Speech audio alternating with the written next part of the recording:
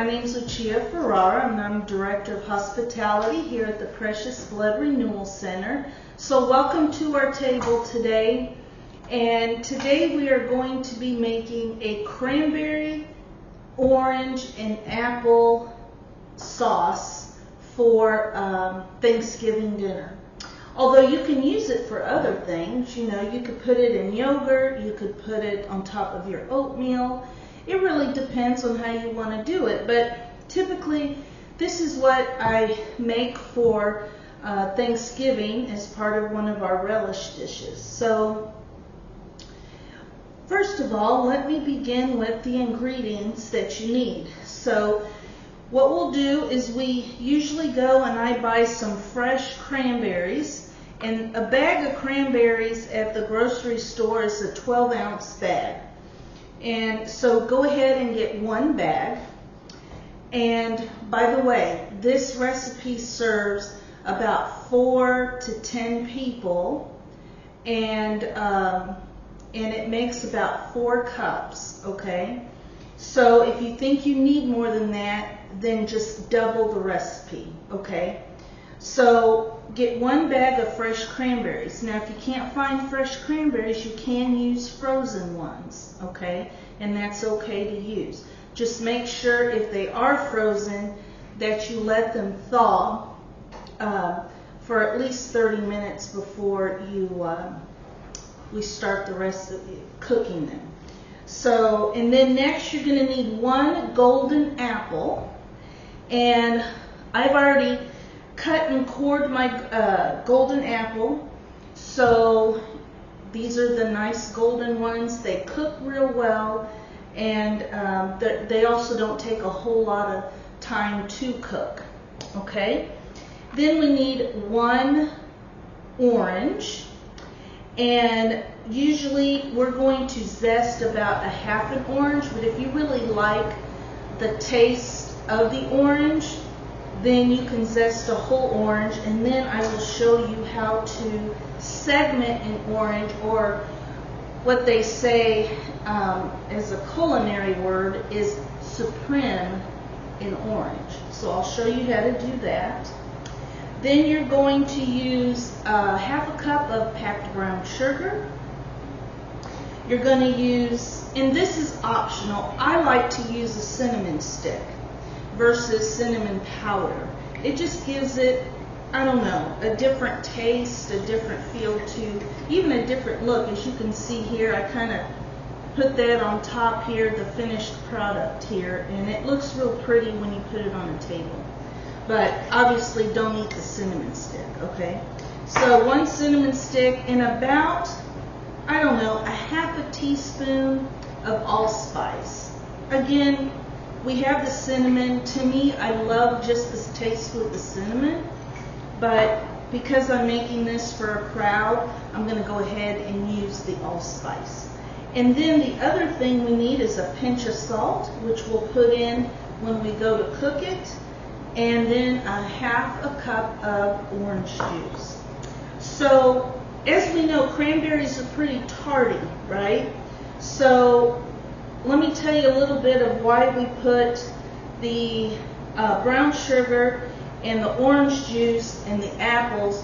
It all comes and blends together, and it neutralizes that tart, so it's not as tarty, and it does bring a sweet tart flavor to your sauce. But it's very good, very good. So let's begin. I went ahead and cut and kind of diced my apple. Now I'm going to zest my orange in here, and I'm going to go ahead and zest, most of this.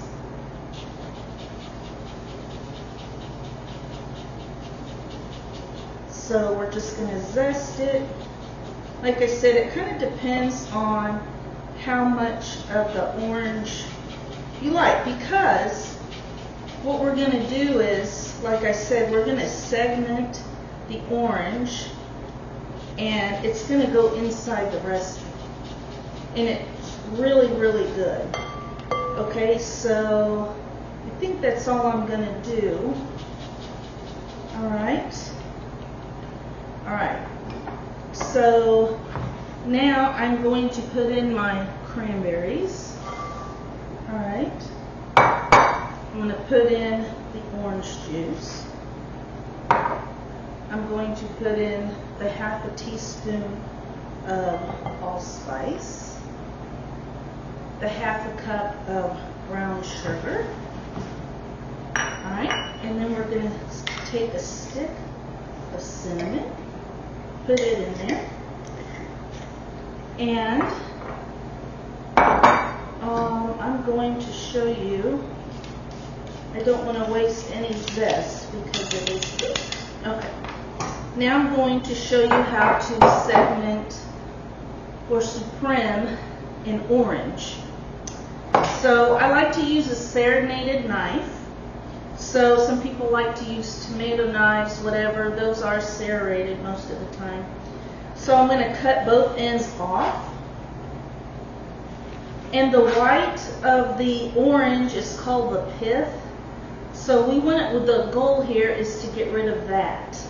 So I'm just going to take my serrated knife and kind of go down like that. And you see I've cut off the pith of the orange. And it seems like you're wasting a lot of it, but we're not going to waste it. What we're going to do is we're going to squeeze all of that into the bowl there. Okay? All right. So we're going to save that for a minute here. And then I'm going to slice it down. You see these grooves right here? You can kind of see it. Let me take this off. Okay, so we're going to go like this. And we're just going to kind of shave it off like that. Then we're going to go to the next one and do the same. Then the next one and do the same.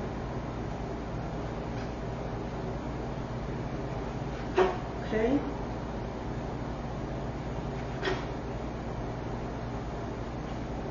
And then whatever's left is that core that's really hard and that nobody really wants to eat. Okay, so we're going to throw this in our bowl. Okay. I'm going to squeeze out whatever lemon juice, or not lemon, orange juice that's in the peel here, because we don't want to waste anything, right? Okay, so there we have it.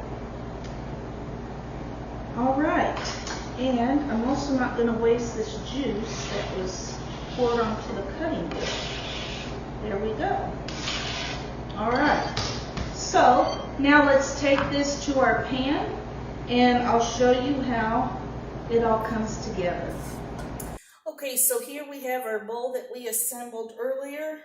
We're going to put everything in our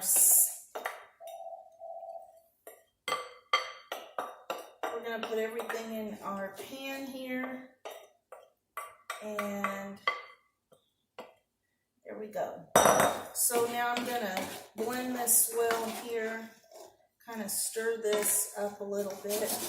And we're just going to let it simmer until we start hearing the cracks of the cranberries. And it's really a pretty sound because you start hearing them crackle and it's like snap, crackle, pop. So you just kind of, it's going to take about 10 or 15 minutes for it to start really cooking. And how it gets kind of jelly-like is because cranberries release pectin when they're cooked. So that's why we don't add anything else as an agent to thicken up the cranberry sauce, because the pectin works as that thickening agent once it's released from the cranberry. So we're just going to let this sit for about 5 minutes, until it starts to boil, and we'll come back to it.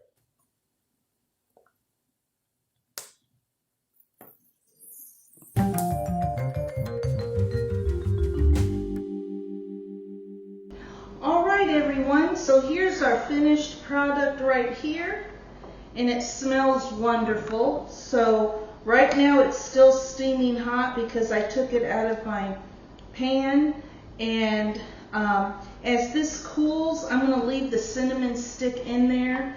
But once this kind of goes to room temperature, what you want to do is take the cinnamon stick out and throw it out, and then put this in a container and put it in your refrigerator. It will, and cover it, and like I said earlier, the pectin will continue to work itself, and it will become more jellied.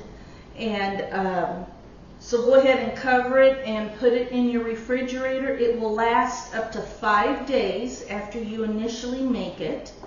If you want to make it ahead of time, you can do it up to 3 weeks ahead of time and stick it in the freezer, in a freezer safe container, and that's what I'm doing here today. So I'm going to go ahead and stick mine in the freezer for Thanksgiving, and on Thanksgiving morning what I'm going to do is go ahead and put it out on my counter so then by the time we eat it will be ready and it will be defrosted. So I want to let you guys know that it's been a blessing to be with you guys, and I think that Thanksgiving is a great way to be grateful and thankful for all, the blessings that God has given you and me. And one of my favorite Bible verses is from Colossians chapter 3, 15 to 17. And I like to read this at the table every year, along with some other ones that are really good. But this year I kind of picked this one. And it says, "Let the peace of Christ rule in our hearts, since as members of one body you are called to peace.